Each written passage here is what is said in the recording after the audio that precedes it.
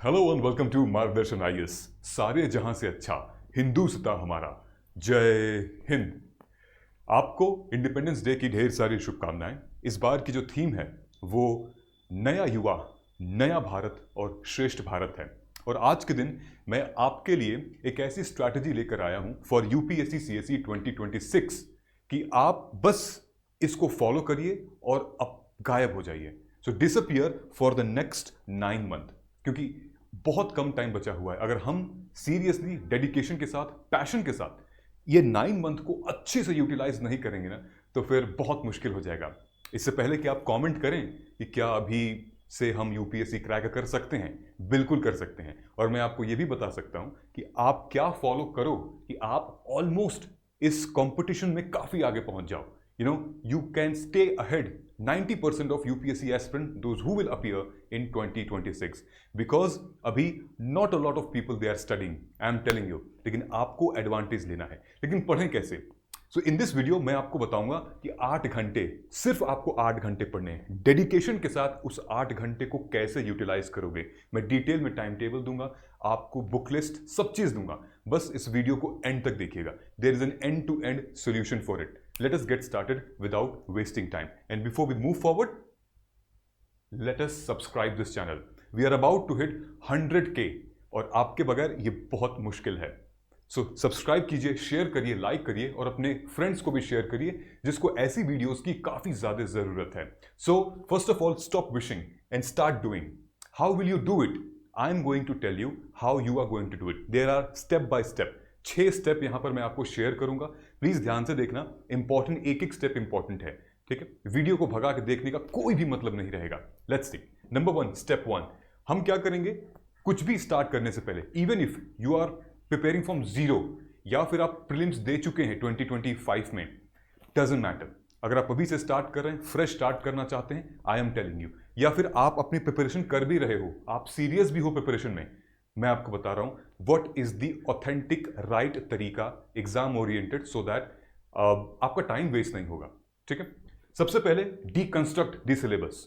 UPSC का syllabus, ठीक है, ये सैंक्टम सैंक्रोटम है, वही से सब कुछ बनकर आ रहा है।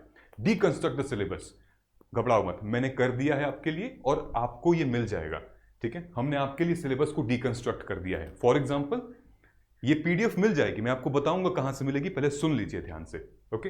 जैसे ये पॉलिटी, जैसे ये हमारा पॉलिटी है, हिस्टोरिकल इवोल्यूशन। जब पॉलिटी का जीएस पेपर 2 का सिलेबस देखोगे तो हिस्टोरिकल इवोल्यूशन लिखा हुआ है, ये देखिए। उसका क्या मतलब है? Importance of constitution, constituent assembly, unitary features, federal features, presidential form of government. फिर प्रियम्बल में क्या पढ़ना है, सिटीजनशिप में क्या है, फंडामेंटल राइट में क्या पढ़ना है, डीपीएसपी में क्या है, ये बॉक्स दिया हुआ है, इसको आपको टिक करते हुए जाना है। ये डिकंस्ट्रक्शन है सिलेबस का। इस तरफ जो है इकोनॉमी का है कि आपको Indian economy issues related to planning में क्या है, इंडस्ट्री, सर्विस, प्लानिंग, ऑब्जेक्टिव। फिर ग्रोथ एंड डेवलपमेंट में क्या पढ़ना है आपको, national income determination, GDP, GNP, NDP, NNP, personal income, ये सब कुछ, ये डीकंस्ट्रक्ट है सिलेबस का, ठीक है? ये आपको कहां मिलेगा मैं आपको बता दूंगा, पहले देख लीजिए, एक ही साथ बता दूंगा कहां मिलेगा। फ्री है, हर एक सब्जेक्ट का है और ऐसे ही माइक्रो लिस्टिंग बनी हुई है, okay? Let us move forward. उसके बाद आपको करना है, जैसे सिलेबस को हम डीकंस्ट्रक्ट कर लिए, ओके, उसके बाद हमें उसमें से high yielding topic, high priority topic को निकालना है। घबराइए मत, वो भी मैंने आपके लिए कर दिया है। सेकंड स्टेप है हमारा high yielding topic. High yielding topic कैसे निकल कर आता है? क्योंकि हम लोग चेक करते हैं previous year question paper, PYQs मैंने आपके लिए ऑलरेडी कर दिया है। आपको निकालना है प्री प्लस मेंस का, ठीक है, दोनों के, कि आखिर उस सिलेबस में एग्जामिनर क्या पूछ रहा है। वही आपके लिए सबसे पहले हाई प्रायोरिटी टॉपिक हो गए, ठीक है? उसको निकालना है। हमें अपने ब्लाइंड स्पॉट्स को आइडेंटिफाई करना है कि हम कहां वीक हो रहे थे और एग्जामिनर कहां पूछ रहा है, ठीक है? तो ये होता है एग्जाम ओरिएंटेड अप्रोच को। ऑलराइट, ये मैंने आपके लिए ऑलरेडी कर दिया है। क्या है ये? फॉर एग्जाम्पल, ये देखिए, 100 वेज यूपीएससी आस्क, 100 तरीके हैं यूपीएससी कैसे क्वेश्चंस पूछती है, और मैंने आपको एक पीडीएफ क्रिएट की हुई है, उसमें मैंने सेग्रीगेट कर दिया है। क्या है उस पीडीएफ में? फॉर एग्जांपल, इंडियन पॉलिटी, उसमें से आपको constitution, features, amendment, basic structure, ये सारी चीजें आपको पढ़नी है। तो जो हमारा सिलेबस है, माइक्रो जो डीकंस्ट्रक्ट हम कर रहे हैं, उनमें से इन टॉपिक को ढूंढिए और ऑलरेडी दिया हुआ है सारा पॉइंट्स, ठीक है, आप कवर कर सकते हैं। These are the priority, primarily इनको करना ही करना है आपको, उसके बाद सब कुछ सेकेंडरी है, ठीक है। ये fundamental right, federalism, separation of power, local government, ये पॉलिटी का है। वैसे हमने हर एक सब्जेक्ट का बना रखा है। कितने सब्जेक्ट हैं मेंस में? टोटल 15 प्लस सब्जेक्ट हैं, ओके। सबका हमने बना रखा है विद किस साल कितने क्वेश्चंस आए थे, किस ईयर में आए थे, ये भी हमने कर रखा है, आपको दे देंगे, ये भी आपको बता दिया जाएगा, ओके। समझ में आ गया? सो हमें हाई प्रायोरिटी टॉपिक। उसके बाद ये देखिए यहां पर मॉडर्न हिस्ट्री का है, colonial rule and economic impact, freedom struggle, Gandhi and की लीडर्स, रिवॉल्ट ऑफ 1857, देन उसके बाद British policies and viceroy administration. ये सब हमारे मॉडर्न इंडियन हिस्ट्री से रिलेटेड है, ओके। कितने क्वेश्चंस कहां हैं हमें पढ़ना है। उसके बाद है स्टेप 3। जब इतना कर लिया तो रिसोर्स का सेग्रीगेशन। ऑलरेडी मैंने इस पे एक वीडियो बना रखी है, लेकिन मैं आपको बुक लिस्ट दे दूंगा, ठीक है। ये सब कहां मिलेगा अभी बताते हैं आपको। बुक लिस्ट हम दे देंगे। सबसे पहले स्टेप में सिलेबस को डिकंस्ट्रक्ट किया, फिर स्टेप 2 हमारा है कि हमने high yielding, high priority topics, PYQs को समझ के दे दिया। फिर स्टेप नंबर 3 है अब बुक लिस्ट क्या है, किस रिसोर्सेज को पढ़ेंगे तो चीजें क्लियर हो जाएंगी, ओके। ये मैंने दे दिया है। और आपको यहां से UPSC CSE प्रीलिम्स अप्रोच कहां मिलेगा मैं आपको साफ साफ बताता हूं। आपको जाना है हमारे मोबाइल ऐप में, ठीक है।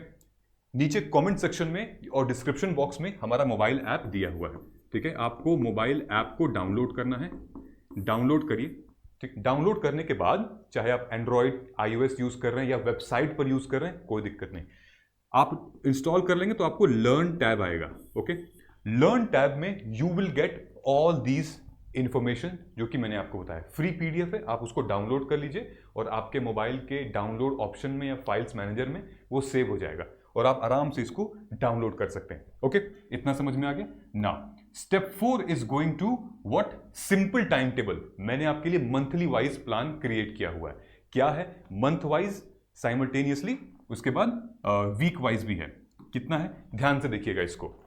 मैंने आपके पास टाइम कितना है? अगस्त, सितंबर, अक्टूबर, नवंबर, दिसंबर। हमारे पास अगस्त में 15 दिन बचे हुए हैं। कुल मिला के हमारे पास अब से लेकर मेंस रेडी होना है दिसंबर के लिए 135 डेज बचे हुए हैं। And yes, it is doable कि अगर आप इतने दिन में मेंस ओरिएंटेड पढ़ते हैं ना, होगा। अरे हम पढ़ाएंगे यार, क्यों घबरा रहे हो? डोंट वरी, ठीक है, डोंट वरी अबाउट इट। आपको सिर्फ 8 घंटे पढ़ने हैं, गिव योर। और 8 घंटे कैसे पढ़ना है वो भी मैं आगे आपको बताऊंगा, स्टे ट्यून्ड, ठीक है। टोटल 135 डेज में आपको 1080 आवर्स पढ़ने हैं। और अगर खुद के गट फीलिंग से कह सकते हो ना कि हाँ मैं जान लगा दूंगा, मैं पढ़ लूंगी 1 घंटे, आप बस बताइए क्या करना क्या है। देखो सारी चीजें तो मैंने आपको बता दी हैं, ठीक है। उसके बाद देखो, जैसे मान लो अगस्त में हम GS2 पे फोकस करेंगे, ओनली GS2, देन सितंबर में GS2 GS1, देन अक्टूबर में GS1 and 3, then 3 and SA and GS4, ठीक है। इसका सेग्रीगेशन भी मैंने किया हुआ है, okay. So this is your phase 1 till October, या नवंबर दिसंबर में फेज 2 रहेगा। फेज 2 इज एक्सट्रीमली इंपॉर्टेंट, लेकिन उससे पहले फेज 1 में हमें एक फाउंडेशन सेट करना है, ठीक है। ये हो गया। ये देखिए टोटल अगर आप देख सकते हो यहां पे दिया है 1080 घंटे। मैं आपसे एक बात, now I am going to tell you something very important, listen it very very carefully. आपको 1080 घंटे हैं, ठीक है, इन योर, अगर आप सिर्फ 8 घंटे पढ़ते हो, you can want you read 10, 12, 14, 16, which ever, but what I want कि एवरेज मिनिमम आपको 8 घंटे देने हैं। और अगले 135 दिन में दिसंबर तक आपको 180 आवर्स पढ़ने हैं। उस 180 आवर्स में से I want you to give me 100 hours. 100 hour आप मुझे देते हो, अपना 100 घंटा देते हो, यानी कि वीक में ऑलमोस्ट 4 to 6 आवर्स। अगर आप वीक में 4 to 6 आवर्स मुझे देते हो तो मैं आपका बाकी का 980 hours I will make you most valuable and most productive hour. How, कैसे होगा? ये सारी की सारी चेंज जो मैंने आपको बताई है वैसे होगा। सो दिस इज हाउ। ये देखिए, ये है ये पूरा टाइम टेबल। एक एक चीज मेंस ओरिएंटेड रेडी कैसे होगा, आखिर सिलेबस को डिकंस्ट्रक्ट करते कैसे हैं, समझे कैसे, एग्जामिनर पूछता क्या है, हम अपने नोट्स बनाएं कैसे, आंसर राइटिंग लिखे कैसे, आखिर किस तरीके से हम एग्जाम ओरिएंटेड पढ़े, क्योंकि टाइम हमारे पास बहुत कम है। Either you are a working women, men, professional, और इन कॉलेज, और फुल टाइम, और giving this multiple attempts, this is equally for everybody, important है ये, अब ध्यान से देखो इसमें करना क्या है आपको, ठीक है। So this is the final batch of our mains ready program. इस पूरे के पूरे में हम लोग स्टार्ट कर रहे हैं कंप्लीट हिस्ट्री 26 अगस्त से। 26 अगस्त से हम लोग स्टार्ट कर रहे हैं हिस्ट्री से, ठीक है। ये सेम बैच सितंबर फर्स्ट वीक में भी चलेगा, और अगर आपको इससे पहले वाले बैच में जुड़ना है जहां पर पॉलिटी चल रही है तो आप आज भी अभी जुड़ सकते हो, ठीक है। But do it. नंबर 1, हम लोग 26 तारीख से कंप्लीट हिस्ट्री, 5 लेक्चर में आपका मैं हिस्ट्री कंप्लीट कर लूंगा, एक आध एक्स्ट्रा क्लास लगेगी, कर लेंगे। इकोनॉमी भी 4 और एग्रीकल्चर, तो economy plus agriculture, then science and tech, security, IR और एनवायरमेंट डीएम, ये सब हम लोग लगभग 6 नवंबर तक कंप्लीट कर लेंगे विथ मेंस के पीवाईक्यू से और प्री के पीवाईक्यू से इंटरलिंक करके कि कैसे क्वेश्चंस आ रहे हैं, ठीक है। उसके बाद नवंबर में Indian society, social justice, then geography, then polity, और लगभग 13 जनवरी तक एथिक्स जाएगा, ठीक है। आपका जीएस तो खत्म हो जा रहा है वैसे 26 दिसंबर तक, लेकिन आपका जनवरी में एथिक्स जाएगा और ये हमारा फाइनल बैच है, ठीक है। एक एक चीज को हम लोग डिटेल में कवर करेंगे, 2.5 से 3 घंटे के सेशंस होंगे और बहुत ब्रेनस्टॉर्मिंग सेशंस होते हैं, ठीक है। हफ्ते में 2 सेशंस हैं, एक तो ट्यूसडे को और एक थर्सडे को, शाम को 7 से 9:30 बजे के बीच में हर ट्यूसडे और हर थर्सडे को ये सेशन होगा, ठीक है। आपके पास पूरा टाइम रहेगा कि आप पूरे हफ्ते पढ़ लीजिए अपने रिसोर्सेज से, या फिर आप कोई वीडियो लेक्चर देखना चाह रहे हो, क्योंकि इससे ये क्लियर हो जाएगा कि एग्जाम ओरिएंटेड पढ़ना क्या है, पीवाईक्यूज को सॉल्व कैसे करना है और कैसे हमें नोट्स प्रिपेयर करनी है। ओके, ये क्लियर हो गया। इसीलिए इंडिपेंडेंस डे पे हमने सोचा इसको आज, क्योंकि आप एग्जाम पे टाइम बहुत इंपॉर्टेंट है। देखो हम लोग क्या करेंगे, सिलेबस को हम लोग डिकंस्ट्रक्ट कर रहे हैं, पीवाईक्यूज प्री और मेंस के थ्रू जा रहे हैं, फिर उसके बाद थीम वाइज हम लेक्चर लेंगे और डिस्कशन होगा। इट्स गोइंग टू बी 2-वे डिस्कशन, सो दैट आपके अंदर का वो क्रिएटिविटी और थोड़ा सा बोलना आपको आए, क्लैरिटी आए, डिस्कशन करना आए। Then answer writing and practice, ठीक है। वीकली आपके आंसर्स इवेलुएट होते रहेंगे, हर 3-4 दिन पे लगभग 3-4 क्वेश्चंस हम लोग हर सेशन में देते रहते हैं। ओके नाउ, इसीलिए because it's an independence day, आज़ादी, इस एग्जाम के विशियस साइकिल से निकलने की आज़ादी, बिल्कुल हम जानते हैं कि जल्दी से हम इस एग्जाम के विशियस साइकिल से निकलें और जो हमारा सपना है, ड्रीम है, उसको हम पूरा करें। So this is one of the biggest and mega offer, 50% discount on our 2 courses, which is 16 अगस्त तक ये डिस्काउंट चलेगा, यानी कल तक चलेगा।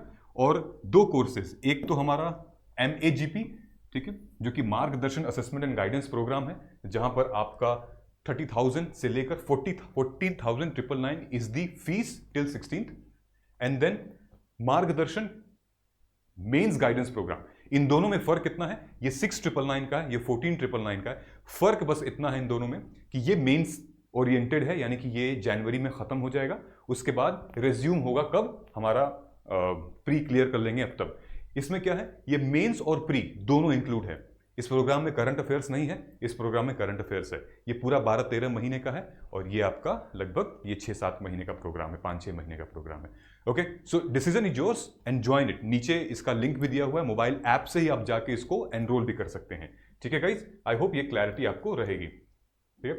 नाउ क्लासेस जो हैं वो मोबाइल ऐप जूम के थ्रू होंगी, डेडिकेटेड व्हाट्सएप ग्रुप मिला जाएगा, 1-to-1 आप कनेक्ट कर सकते हैं, देन आंसर राइटिंग और उसका इवोल्यूशन, और देन 2000 इंपॉर्टेंट क्या है, 2025 का जो मेंस का पेपर का डिस्कशन है वो हम लोग करेंगे, जो आने वाला है, ठीक है। And then dedicated Telegram channel होगा। देखिए ये है मोबाइल ऐप, लर्न में जाएंगे तो आपको दिख जाएगा, जो हमने पीडीएफ भी बताया, पीडीएफ भी आपको लर्न में दिख जाएगी। जैसे आपने मेंस 2026 असेसमेंट गाइडेंस प्रोग्राम में एनरोल किया है तो आप एनरोल कर लेंगे तो लर्न सेक्शन में दिखाएगा, उसके बाद यहाँ पर आप स्टेज 1, स्टेज 2, स्टेज 3 यहाँ दिखाएगा। ओके, ग्रुप है, कम्युनिटी है, आ जाओ। देन लाइव हमारा आंसर राइटिंग इवैल्यूएशन भी होता है, ये मेंस के बच्चे हैं, ठीक है, ये भी मेंस का बच्चा है, लिख रहे हैं live answer writing evaluation.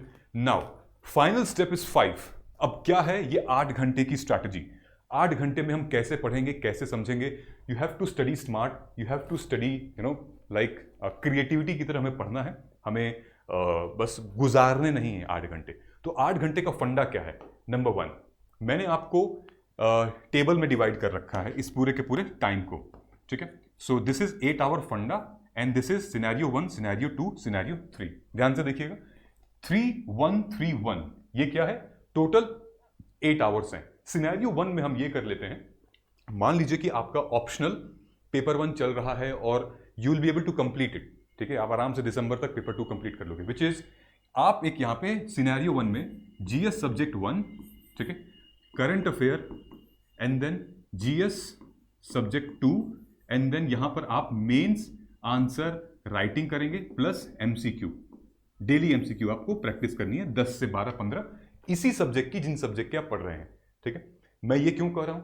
Number 1, आप दिन की शुरुआत जब भी आप सो के उठते हो, जब भी, हम ये नहीं कह रहे हैं रात सुबह दोपहर दिन, जब भी आप सो के उठते हो आप उस सब्जेक्ट को स्टार्ट करना जो कि थोड़ा सा टफ लगता है आपको, तो 3 घंटे आपको डेडिकेशन के साथ पढ़ना है। आप हर 1 घंटे में लगभग 10 मिनट का गैप ले सकते हैं, 5 मिनट का ब्रेक ले सकते हैं, यानी कि 180 मिनट में आप ऑलमोस्ट 160 मिनट पढ़ सकते हैं, 20 मिनट आप 5 मिनट का ब्रेक ले सकते हैं, ठीक है। उसके कुछ टाइम बाद फिर 1 घंटे आप करंट अफेयर्स पढ़ सकते हैं, या मंथली मैगजीन हो गया, या फिर आपको डेली यूट्यूब पे लेक्चर्स देखते हैं करंट अफेयर का।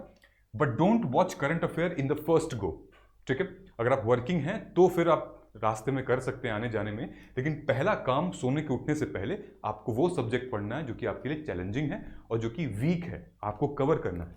फिर सेकंड शिफ्ट में आप पढ़ सकते हो हमारा जीएस पेपर 2, जो कि आप बहुत फेवरेट सब्जेक्ट है, आप ले सकते हो, ठीक है, क्योंकि हमारी एनर्जी जो है वो फिर ड्रेन होने लगती है। उसके बाद 1 घंटे बचता है रात में, तो मेंस आंसर राइटिंग करनी है PYQ based, and then MCQ करना है प्री का, ठीक है, इसी सब्जेक्ट का। सिनेरियो 2 में क्या है, मान लेते हैं कि आपका जीएस का सब्जेक्ट नहीं उतना ऑप्शनल उतना नहीं कंप्लीट है, अभी अभी स्टार्ट किया है ऑप्शनल, तो आप यहाँ पे ऑप्शनल से शुरुआत कर सकते हो। Optional 1 hour current affair, then GS का एक सब्जेक्ट लेके, and then mains answer writing, and then MCQ, ठीक। ऑप्शन 3 में फॉर एग्जांपल कि आपका जीएस बहुत पेंडिंग है, सब्जेक्ट काफी पेंडिंग है, तो आप ऐसा कर सकते हो कि जीएस का सब्जेक्ट पॉलिटी मान लीजिए फॉर एग्जांपल, 1 घंटा आप करंट अफेयर, फिर से यहां पर आप पॉलिटी ही लेंगे, और यहां पर मेंस आंसर राइटिंग पॉलिटी की, एंड देन एमसीक्यू भी पॉलिटी का ही चलेगा पूरा, और वीकेंड में आप ऑप्शनल ले सकते हो। क्लियर है? ऐसे आपको इस 8 घंटे को यूटिलाइज करना है, और अगर आप 1 महीने इसको फॉलो कर लिए तो आप फिर अपनी सिटिंग को बढ़ा सकते हैं, 10 आवर्स कर सकते हैं, फिर यहाँ पे 4 घंटे आप कर सकते हैं, ठीक है। इतनी क्लैरिटी हो गई। अब देखिए नोट्स का कैसा फंडा है हमारे यहाँ, कि आपको सेल्फ एग्जाम ओरिएंटेड नोट्स कैसे बनाने हैं। बैर अगर आप प्रोग्राम में अगर ज्वाइन कर रहे हैं तो वो तो हम आपको बना ही देंगे, लेकिन अगर आपको सेल्फ स्टडी के थ्रू करना है, मान लीजिए कि नहीं कुछ भी ज्वाइन कर, कहीं नहीं करना, सेल्फ स्टडी के थ्रू करना है, ये देखिए, ठीक है, बस आपका टाइम जो है थोड़ा ज़्यादा लग जाएगा इसमें। सेल्फ स्टडी सेल्फ नोट क्या है? नंबर 1, फॉर एग्जाम्पल हमारे पास ये इंडियन इकोनॉमी के मेंस के क्वेश्चंस हैं जो कि पिछले 10 सालों में इन्फ्लेशन से आए हुए हैं, ठीक है, मोबाइलाइजेशन ऑफ रिसोर्सेज से आए हुए हैं, talks about inflation and monetary policy. तो पिछले 10 सालों में हम ये देखते हैं कि जो रिसोर्सेज से क्वेश्चंस आए हैं वो कैसे आए हैं। ये मेंस का मैं आपको प्री का भी बताऊंगा। 2013 में इन लोगों ने पूछा है कि एफडीआई इन मल्टी ब्रांड रिटेल, यानी कि एफडीआई का इंपैक्ट क्या होता है मल्टी ट्रेड रिटेल सेक्टर में, और सप्लाई चेन मैनेजमेंट कैसे अफेक्ट करती है, ठीक है, फॉरेन डायरेक्ट इन्वेस्टमेंट।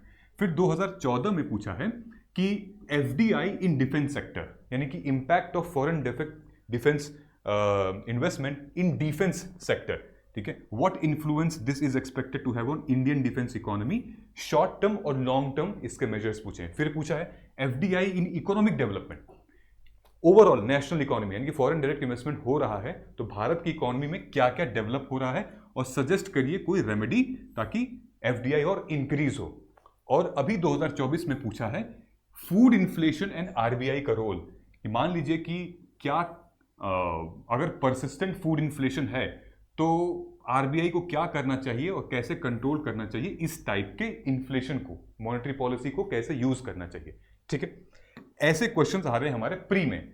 तो अगर हम इसको डिकोड करते हैं तो आप देखोगे कि एफडीआई कैसे पूछ रहा है। एक तो एफडीआई पूछ रहा है मल्टी ब्रांड रिटेल में, वहां क्या पूछ रहा है, सप्लाई चेन अफेक्ट पूछ रहा है, और लो अपटेक रीजन क्या है इसका। फिर पूछ रहा है डिफेंस सेक्टर में शॉर्ट और लॉन्ग टर्म इंपैक्ट, ठीक है। फिर पूछ रहा है एफडीआई पूरे के पूरे नेशनल पे क्यों नीड है, इश्यूज क्या क्या आते हैं और उनका सोल्यूशन क्या है।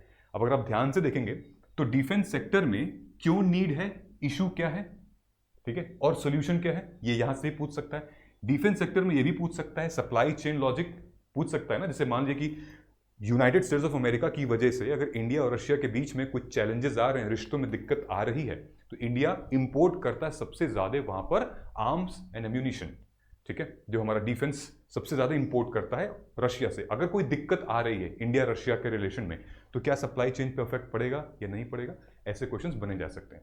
फिर आपका क्वेश्चन पूछता है cause and effect of food inflation और आरबीआई कैसे कंट्रोल कर सकती है, किन किन टूल से। अगर हम आगे देखते हैं, ये हमारे प्री के क्वेश्चन हैं, 2018, 19, 20, 21, 22 में क्वेश्चन पूछे गए हैं। डिमांड पुल इन्फ्लेशन क्या होता है और इनमें से क्या वजह होती है डिमांड पुल इन्फ्लेशन की। फिर पूछता है कि इनमें से क्या है कि अगर हम करेंगे सबसे ज्यादा इन्फ्लेशन बढ़ेगा, ठीक है। फिर यहां पूछता है सेंट्रल बैंक के बारे में कि सेंट्रल बैंक ने पोस्ट पैंडेमिक अपने रेट्स को हाइक कर दिया था, क्या रीजन थे उसके, ठीक है। तो कंज्यूमर के प्राइस को या मॉनेटरी पॉलिसी को टूल्स एज ए टूल कैसे यूज कर सकते हैं, ठीक है। तो सेंट्रल बैंक से रिलेटेड इंटरेस्ट रेट का हाइक इन्फ्लेशन को टारगेट कर सकता है। फिर उसके बाद मोनेटाइजेशन ऑफ डेफिसिट्स, कैसे इन्फ्लेशन को हम कंट्रोल कर सकते हैं। डिमांड पुल इन्फ्लेशन, उसका कॉज क्या है। फिर उसके बाद कैसे मॉनेटरी पॉलिसी टूल को हम यूज कर सकते हैं कि इन्फ्लेशन को हम लोग कंट्रोल कर सके, हम लोग क्या आरबीआई कैसे कर सकती है। तो अब आपको क्या करना है, नोट्स प्रिपेयर करना है। नोट्स में अब आप लिखेंगे, यहां पे 4-5 चीजें हैं। नंबर 1, सबसे पहले टाइप, आपको जो नोट्स प्रिपेयर करने हैं, ओके, यहां पे लिखना है टाइप ऑफ इन्फ्लेशन, ठीक है। इन्फ्लेशन के कितने टाइप होते हैं, डिमांड पुल, कॉस्ट पुश, ठीक है। और आपको यहां पे टाइप है और कॉज लिखना है, किस वजह से ये होता है, ठीक है। उसके बाद हम आते हैं रोल ऑफ आरबीआई। आरबीआई का क्या रोल है और कैसे मॉनेटरी पॉलिसी टूल्स को आरबीआई यूज करती है इन ऐसे टाइप्स के इन्फ्लेशन को कंट्रोल करने के लिए। अब टूल्स में आप क्या लिखेंगे कि statutory liquidity ratio, cash reserve ratio, repo rate, reverse repo rate, ठीक है। देन उसके बाद एसएलआर तो हो गया, ठीक। So there are few information जो हम चलती हैं, एसडीआर भी हो जाता है यहाँ पे, ठीक है। उसके बाद हमारा आता है impact on consumer, impact on consumer plus on nation, यानी कि इन्फ्लेशन का, किसी भी टाइप के इन्फ्लेशन का इंपैक्ट कंज्यूमर पे क्या रहेगा, नेशन पे क्या रहेगा। उसके बाद आता है हमारा कंट्रोल मेजर्स, कैसे कंट्रोल कर सकते हैं। आपको ये सब नोट्स प्रिपेयर करनी है। कंट्रोल मेजर्स में 2 चीजें, एक शॉर्ट टर्म कंट्रोल मेजर्स और एक लॉन्ग टर्म कंट्रोल मेजर्स, ठीक है। अगर हम शॉर्ट टर्म में बात करें तो यहां पर हमारे पास intellectuals, and then long term में बात करें तो कैसे हमारे एग्रीकल्चर को, ठीक है, एग्रीकल्चर को यूज किया जा सकता है। Now last but not the least, data, then case study, आपको रेफरेंस देना पड़ेगा। जैसे CPI, cost price index versus wholesale price index, एक डेटा उसका हो गया। फिर जीडीपी डिफ्लेटर, ठीक है, जीडीपी डिफ्लेटर वगैरह, ये सब आपको पता होना चाहिए। So these are few important things जो कि हमें ऐसे नोट्स प्रिपेयर करनी है। अगर हम इस तरीके से नोट्स प्रिपेयर कर रहे हैं तो फिर I am sure you will be able to make a very very good note exam oriented. तो देखा आपने ये क्वेश्चंस आए थे एग्जाम में और कैसे हमने एग्जैक्टली इस पे क्रिएट कर रहे हैं। This is not like a 1 pager हो जाएगा, लगभग 3 पेज लगेंगे इसमें क्योंकि कंटेंट ठीक ठाक है, लेकिन ये एग्जाम ओरिएंटेड है, ठीक है। प्रॉमिस करिए आप ऐसे ही बनाएंगे नोट्स और ऐसे ही बनने चाहिए। आई होप क्लैरिटी आ गई होगी। हम एक और वीडियो लेकर आ रहे हैं जहां पे डिटेल में बताएंगे कि नोट्स को हम प्री मेंस ओरिएंटेड बनाते कैसे हैं या मेंस ओरिएंटेड नोट्स बनाते कैसे हैं, ताकि आपको क्लैरिटी रहेगी, ठीक है। आई होप कि चीजें आपको थोड़ी बहुत समझ में आ गई होगी। So again, if you are preparing for 2027, then we have just recently launched MAGP for 2027 one-to-one personal mentorship program available in both English and Hindi medium, and you are most welcome. अगर आप 27 के लिए जा रहे हो तब भी आपके पास सिर्फ और सिर्फ 21 months left हैं। Alright, so thank you so much, and if you have watched this video till the end, तो आप लिख दीजिएगा जय हिंद हम जीतेंगे। Thank you so much, जय हिंद, जय भारत।